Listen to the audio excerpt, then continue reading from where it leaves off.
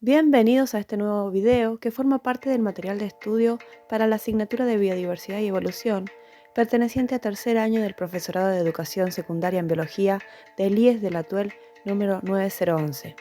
Hoy vamos a hacer un recorrido por los conceptos más importantes. Comenzamos.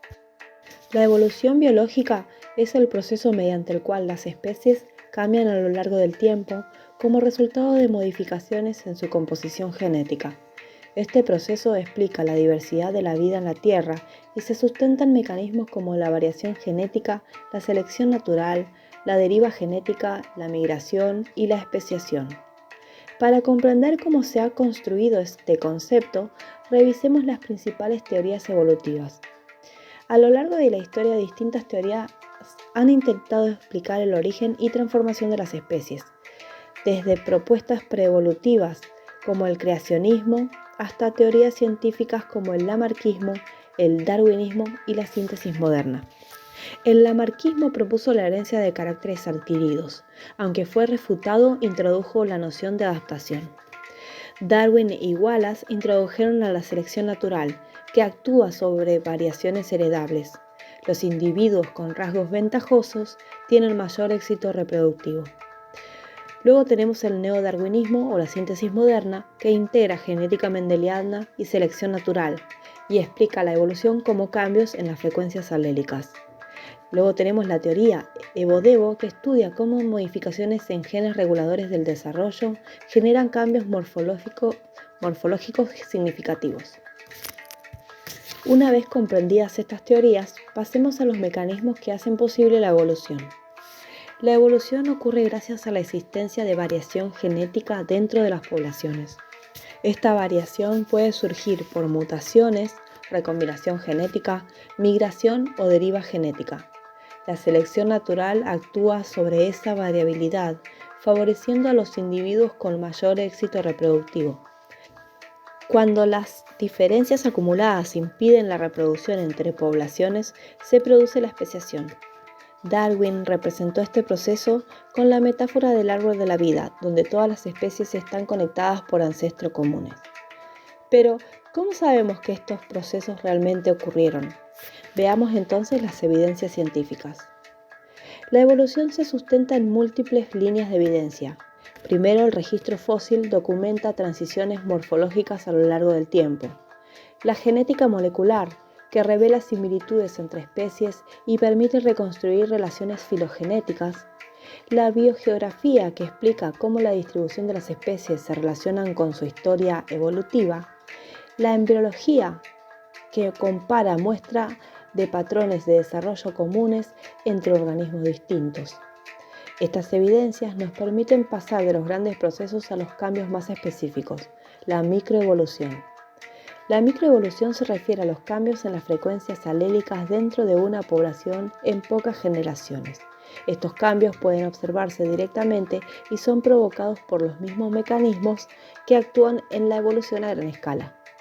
El estudio de la microevolución permite analizar cómo se adapta una población a su entorno y cómo se acumulan las diferencias genéticas. Para saber si una población está evolucionando, usamos un modelo teórico, el equilibrio de Hardy-Weinberg. El pool génico es el conjunto de alelos presentes en una población. El modelo de Hardy-Weinberg establece que, si no actúan fuerzas evolutivas, las frecuencias alélicas se mantienen constantes. Este modelo sirve como referencia para detectar si una población está en equilibrio o está evolucionando.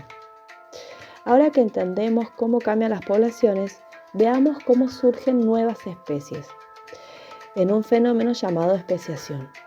La especiación es el proceso mediante el cual una población ancestral da origen a nuevas especies. Esto ocurre cuando se interrumpe el flujo génico entre poblaciones, generando aislamiento reproductivo. Según el contexto geográfico, distinguimos especiación alopátrica, peripátrica, parapátrica y simpátrica. La especiación alopátrica ocurre cuando hay una barrera geográfica física, como una cordillera, un río, un desierto o una masa oceánica, y separa a una población impidiendo el flujo génico entre sus partes. Con el tiempo, cada población acumula mutaciones, adaptaciones locales y cambios genéticos que las hacen incompatibles reproductivamente. La especiación peripátrica es una variante de la alopátrica, pero involucra a una población pequeña que se aísla en el borde del área de distribución de la especie madre. Aquí intervienen dos mecanismos clave. Primero, el efecto fundador, que ocurre cuando un grupo reducido de individuos coloniza una nueva zona y al tener una muestra limitada del pool génico original, ciertos alelos pueden estar ausentes o sobre-representados. Y la deriva génica, donde en poblaciones pequeñas los cambios aleatorios en las frecuencias alélicas tienen mayor impacto. Esto puede acelerar la divergencia genética incluso sin presión selectiva. La especiación parapátrica ocurre cuando las poblaciones están en contacto geográfico pero ocupan hábitats contiguos con gradientes ambientales. Entonces la selección natural favorece rasgos distintos en cada ambiente, lo que puede generar divergencia. Y la especiación simpátrica se produce sin separación geográfica. Las poblaciones comparten el mismo espacio físico, pero se diferencian por mecanismos internos, como por ejemplo la poliploidía, que es frecuente en plantas donde errores en la meiosis generan individuos con múltiples juegos de cromosomas y son incompatibles con la población original. Por selección sexual, si ciertos rasgos son preferidos por las parejas, se puede generar aislamiento reproductivo. Y luego la especialización ecológica, cuando grupos dentro de una población explotan recursos distintos, por ejemplo, diferentes plantas hospedadoras, y se reduce así el apareamiento entre ellos. Estos diferentes procesos nos permiten entender cómo se diversifican las especies, pero ¿qué ocurre cuando los cambios se acumulan a gran escala? Esto nos lleva a la macroevolución, que estudia los grandes patrones de cambio evolutivo a lo largo de millones de años. Incluye la aparición de nuevos grupos taxonómicos, la extinción de linajes y la diversificación de formas de vida. Se manifiesta a través de procesos como la anagénesis, la cladogénesis y la radiación adaptativa. La anagénesis es un modo de evolución que es la transformación progresiva de una especie en otra sin ramificación. La cladogénesis es la ramificación de una especie ancestral en dos o más especies hijas, y este proceso incrementa la biodiversidad. Y la radiación adaptativa, que es un tipo de cladogénesis rápida en la que un grupo se diversifica para ocupar distintos nichos ecológicos. Luego tenemos distintos patrones evolutivos. Está la evolución convergente, donde especies no emparentadas desarrollan rasgos similares por adaptación a ambientes semejantes. Y la evolución divergente, cuando una población ancestral se divide y sus descendientes evolucionan en direcciones distintas. Esta macroevolución se observa en el registro fósil y en la distribución de los organismos actuales. Uno de los linajes más estudiados en macroevolución es el nuestro. Veamos cómo se desarrolló la evolución del linaje humano. La evolución humana es un proceso complejo que involucra cambios morfológicos, conductuales y culturales. Desde la divergencia con otros primates hasta la aparición de Homo sapiens, se han sucedido múltiples especies del género Homo. El estudio de fósiles, genética y anatomía comparada permite reconstruir esta historia marcada por la bipedestación, el aumento del cerebro, el uso de herramientas y el desarrollo del lenguaje.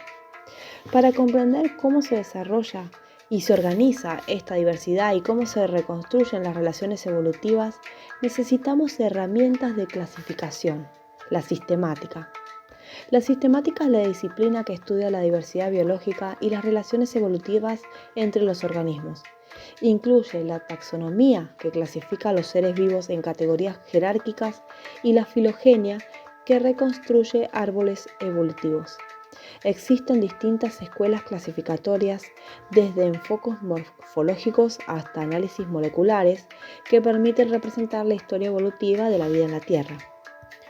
Dentro de las escuelas clasificatorias tenemos a la tipológica, que está basada en características morfológicas fijas, la fenética, que agrupa por similitud general sin considerar evolución, la evolutiva, que combina similitud morfológica y parentesco evolutivo, la cladista, que se basa en caracteres derivados compartidos, la filogenética, que utiliza datos moleculares para inferir relaciones profundas.